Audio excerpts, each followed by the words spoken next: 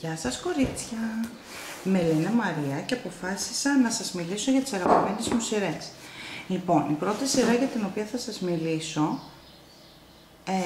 είναι αυτή εδώ η σειρά, η οποία λέγεται «Η Επιλογή», The Selection.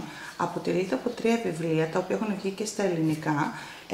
Φυσικά έχει κυκλοφορήσει τώρα και το 4ο βιβλίο, το οποίο λέγεται «Κληρονόμος», αλλά υπάρχει δυστυχώς μόνο στα αγγλικά και έχω απογοητευτεί πάρα πολύ γι' αυτό, αλλά τέλος πάντων. Λοιπόν, είναι από τις αγαπημένες μου σειρές, πραγματικά τρελαίνομαι. Όταν τη διάβασα, είχα πάρει στην αρχή το πρώτο βιβλίο, «Η Επιλογή», και το διάβασα μέσα σε μια μέρα και πραγματικά μπήκα κατευθείαν ξανά στις εκδόσεις Ψυχογιός και το παρέκλα και τα επόμενα. Τι γίνεται λοιπόν σε αυτή τη σειρά? Η σειρά λοιπόν αυτή μας μιλάει για την Αμέρικα. Η Αμέρικα λοιπόν είναι μια κοπέλα η οποία κάνει τα χαρτιά της, κάνει την αίτησή της για να είναι μία από τις 35 κοπέλες τις οποίες θα μπουν στο παλάτι και θα ζήσουν με το πρίγκιπα, ώστε μία από αυτές να καταφέρει να γίνει πριγκίπισσα. Παρόλο που στην αρχή η Αμέρικα δεν της άρεσε αυτό και δεν ήθελε να πάει στο παλάτι, τελικά έκανε την αίτηση γιατί ήθελε να βοηθήσει τους γονείς της, επειδή οι κοπέλες που θα συμμετείχανε θα παίρνανε κάποιο ποσό για αυτές και για την οικογένειά τους. Η Αμέρικα φυσικά έχει και ένα κρυφό έρωτα, τον Άσπεν. Παρ' όλα αυτά τη διαλέξανε, πήγε στο παλάτι και εκεί γνωρίζει λοιπόν τον πρίγκιπα, τον Μέιξον, ο οποίος κάτι της κάνει, κάτι αρχίζει να παίζει μαζί του και πραγματικά ήταν πάρα πολύ ωραίο, δηλαδή είχε αγωνία, είχε έρωτα, ήταν ρομαντικό. Πραγματικά δεν μπορώ να το περιγράψω. Όσοι δεν το έχετε διαβάσει, διαβάστε το, είναι υπέροχο, θα το λατρέψετε και θα στεναχωρηθείτε πάρα πολύ όταν το τελειώσετε, αλλά θα βγει και το 4ο κάποια στιγμή. Λοιπόν, αυτή είναι η πρώτη σειρά που ήθελα να σας δείξω. Η δεύτερη λοιπόν σειρά για την οποία θα ήθελα να σας πω και επίσης είναι πάρα πολύ αγαπημένη μου είναι η Γλυκιά Καταστροφή. Πάρα πολύ ωραία σειρά, μ' άρεσε πάρα πολύ. Η σειρά αυτή μιλάει για την Άμπη, η οποία είναι ένα κορίτσι αρκετά συντηρητικό. Πηγαίνει με τη φίλη της στο κολέγιο προσπαθώντας να κρύψει ένα μυστικό. Εκεί θα συναντήσει τον Τράβις, ο οποίος είναι ένας καρδιοκατακτητής, είναι μαχητής των δρόμων, δηλαδή παλεύει για να βγάλει τα λεφτά του για να ζήσει. Γνωρίζονται με την Άμπη και κάποια στιγμή βάζουν ένα στοίχημα. Αν το στοίχημα το κέρδιζε ο Τράβις, τότε θα έπρεπε να μείνει η Αμέρικα μαζί του για 1 μήνα, να συγκατοικήσουν. Αν το στοίχημα το κέρδιζε η Άμπη, τότε θα έπρεπε ο Τράβις να κόψει το σεξ για 1 μήνα, πράγμα πολύ δύσκολο γι' αυτό.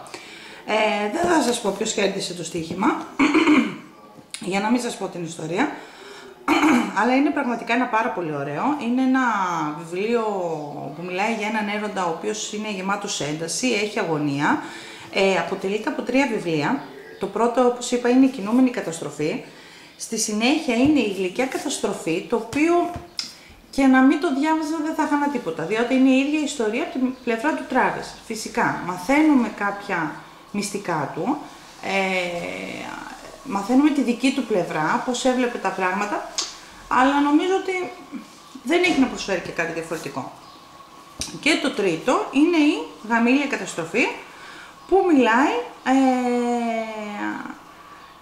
μιλάει λοιπόν για το τι έγινε στη συνέχεια. Δεν θέλω να σας πω παραπάνω γιατί θα καταλάβετε το story τέλος πάντων. Και η τελευταία λοιπόν σειρά στην οποία θα ήθελα να σας μιλήσω είναι η Σίντερ και η Σκάρλετ. Λοιπόν, είναι τα 2 πρώτα βιβλία τα οποία έχουν κυκλοφορήσει στα ελληνικά. Υπάρχουν ακόμα 2 νομίζω στα αγγλικά, ελπίζω να εκδοθούν πάρα πολύ γρήγορα, είναι από τις εκδόσεις Πατάκη.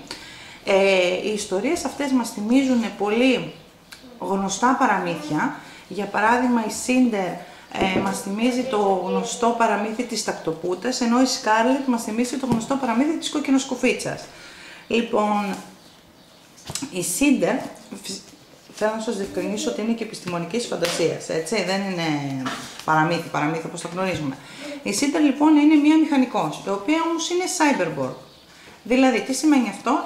Είναι άνθρωπος, απλά κάποια μέλη του αποτελούνται μηχανικά. Στη συγκεκριμένη περίπτωση το πόδι της. Δεν έχει πόδι, έχει μηχανικό πόδι. Λοιπόν, εκεί πέρα που είναι στο εργαστήριό της, θα συναντήσει τον πρίγκιπα, όπου θα αρχίσει να αναπτύσσεται μία έλξη μεταξύ τους. Η Σίντερ λοιπόν έχει πεθάνει ο πατέρας της και ζει μαζί με τη μητριά της και τις δύο τις αδερφές της. Στο δεύτερο μέρος συναντάμε τη Σκάρλετ. Η Σκάρλετ λοιπόν μας θυμίζει την κοκκινοσκουφίτσα, έχει τη γιαγιά της, την οποία έχει χάσει και ψάχνει να τη βρει. Συναντάει όμως τον Wolf, ο οποίος είναι ένας μαχητής.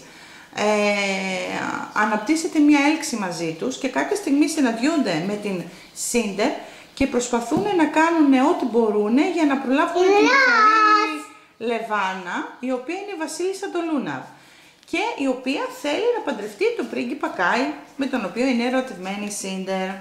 Αυτά. Ελπίζω να βγουν πάρα πολύ γρήγορα και τα δύο επόμενα βιβλία. Μ' αρέσουν αυτές οι τρεις σειρές, μ' άρεσα πάρα πολύ, τις λάτρεψα. Ελπίζω να τις διαβάσετε και εσείς γρήγορα, να σας αρέσουν και εσάς. Αυτός είναι ο Ηλίας που μιλάει από κάτω, ο γιος μου, ναι. Να σας αρέσουν και να τις λατρέψετε και εσείς πάρα πολύ. Και αν σας άρεσε το βιντεάκι μου και θα θέλετε να κάνω κι άλλο, σας παρακαλώ αφήστε μου ένα σχόλιο, ώστε να το επιχειρήσω ή να μην το ξαναεπιχειρήσω ποτέ. Ευχαριστώ κορίτσια!